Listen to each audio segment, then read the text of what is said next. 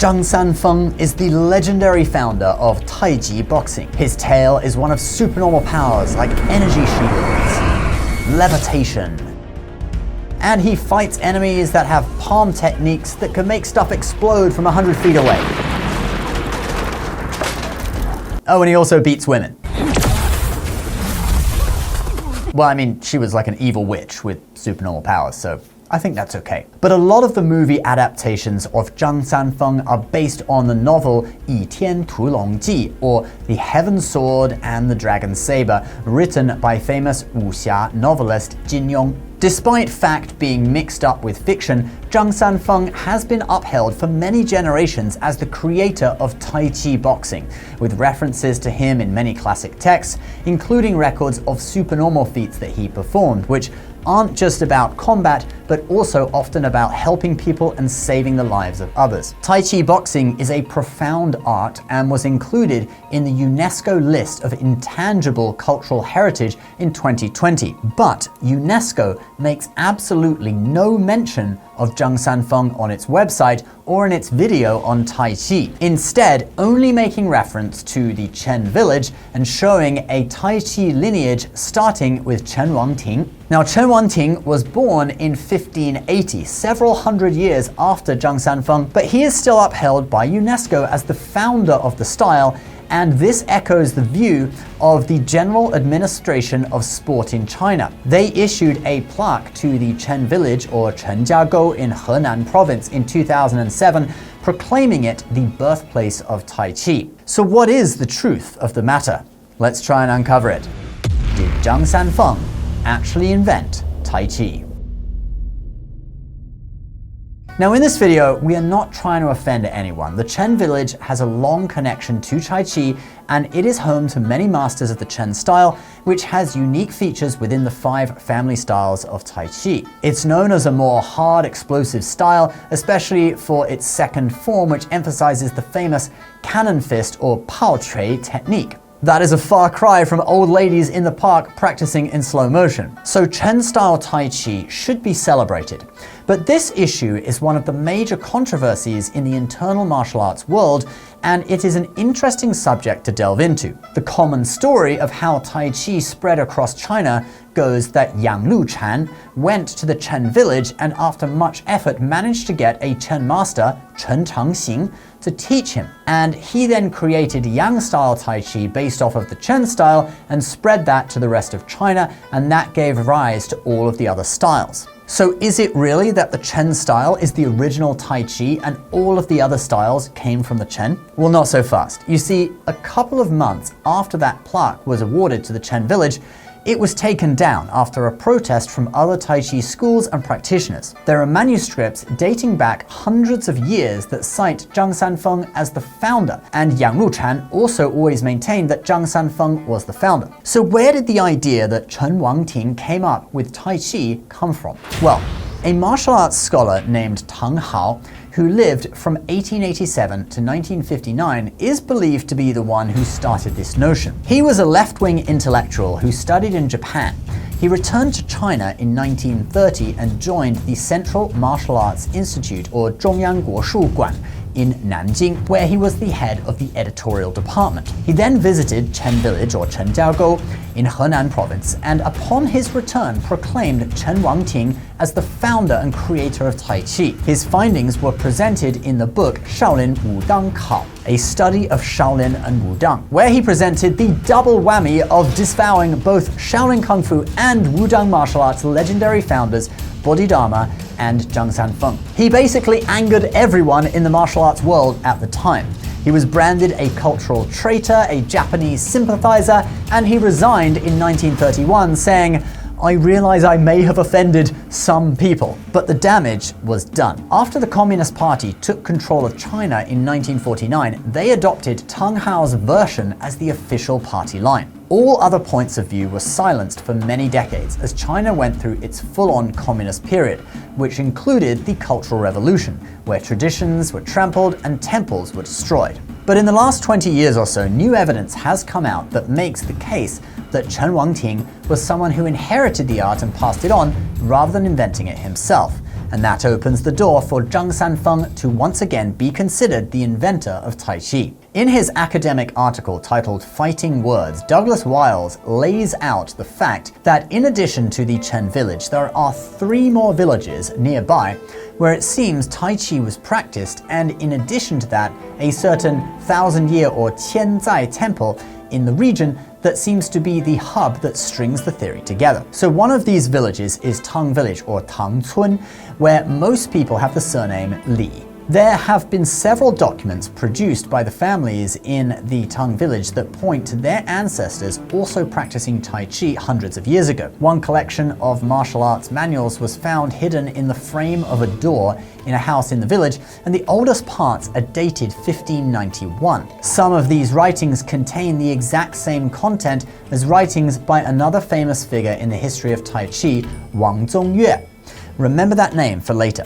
In addition, the writings contain Tai Chi movements that are identical to many of the postures in the Yang and Wu styles, not the Chen style. Now this is significant because Chen Wangting would have been 11 years old when the earliest parts of this document were written, and Yang Luchan, who created the Yang style, wasn't born until 1799, over 200 years later. And guys, I am massively simplifying this. There are a load of different documents, including the family genealogy and a treatise on Tai Chi that were found. If you want to read the whole article, I will paste a link in the comments below. Then another nearby village, the Wangbao village or Wangbao Cun, produced a spear manual that was reported on by local media in 2006. This manual is linked to a certain Wang family ancestor who studied Liu He Shen Qiang, or 6 Harmonies Divine Spear, at the nearby 1,000-year temple with a Taoist priest called Dongbing Qian, who lived from 1580 to 1679. The spear manual was written by Wang An Min in 1787. There are a few versions, but in one version produced in 1846, it directly says that Dong's martial arts came from Zhang Sanfeng and that Dongbing Qian taught spear to the Wang family and Tai Chi to the Chen family. In the nearby Zhaobao town or Zhaobao Zhen, there were more documents discovered. The earliest dated 1728, where Zhang Sanfeng is acknowledged as the creator of Tai Chi. Practitioners of Tai Chi in Zhaobao call their style Wudang Tai Chi, as a homage to Zhang Sanfeng, who spent time at Wudang Mountain. Now this has attracted government pressure, and the license of the Zhaobao Taiji Quan Association was even revoked by the county government. Now, what does this all mean? Well, the idea is basically that it was the 1,000-year temple, Qianzai Temple, where Taiji and other Taoist arts were being transmitted. People from the villages nearby learned from the Taoist priests at the temple, but they kept it a secret at first. Unfortunately, this temple has been long since destroyed. Now, in 2010, Tai Chi magazine published an article by a Mr. Li Wanbin that strings it all together. This is the mic drop moment, if you will. Li researched the family genealogy of Wang Zongyue. Remember that name from earlier? Li views him as a Ming dynasty figure, whereas the Chen clan tried to place him later on in the Qing dynasty, so after Chen Wangting. But the Ming origins were backed up by a panel of elders in the village where he was supposedly from that dated him as living from 1525 to 1606. Li explains it as follows. Wang Zongyue learned Tai Chi from a disciple of Zhang Sanfeng, who was a wandering Taoist. He then taught it to Jiang Fa, who returned to Zhaobao in 1603 at the age of 72. Jiang Fa then taught Tai Chi to Chen Wangting. Another alternative theory is that Wang Zongyue taught both Jiang Fa and Chen Wangting, but this still produces the same result. Li goes on to explain that this is why the old frame first form in the Chen style is the same as the Zhaobao style. Then as Tai Chi evolved in the Chen village, it was combined with the Tongbei Kung Fu or Tongbei Quan that they already practiced and became harder and more explosive with the cannon fist technique that they are known for. But Li theorized that Chen Changxing, who lived between 1771 and 1853, was the only Chen Tai Chi master to preserve the so-called true Tai Chi of Zhang Sanfeng, and that is what he taught to Yang Luchan, because Yang was a student that had exceptional prospects, and this is why the Yang style looks different to the Chen style, and why many of the documents found in nearby villages dated from before Yang Luchan's time show movements more similar to the Yang style than the Chen. It is plausible to assume that at this time, Chen Changxing acknowledged the style did come from Zhang Sanfeng, and that is why Yang Luchan passed that on in his teachings as well, because that's what Chen Changxing perhaps told him. So what is my opinion on this? Well, the documents that were uncovered in other villages nearby could of course be fake, okay? That is one criticism that some scholars have made and one angle that you could use to argue against the Zhang Sanfeng story. Then also, why did they just release these documents now? Why not earlier? They've been sitting on them for decades. Well, I can understand the reason why these documents could have been hidden for many years. When China went through the Cultural Revolution, having any kind of connection to a religion would have got you and your family in trouble.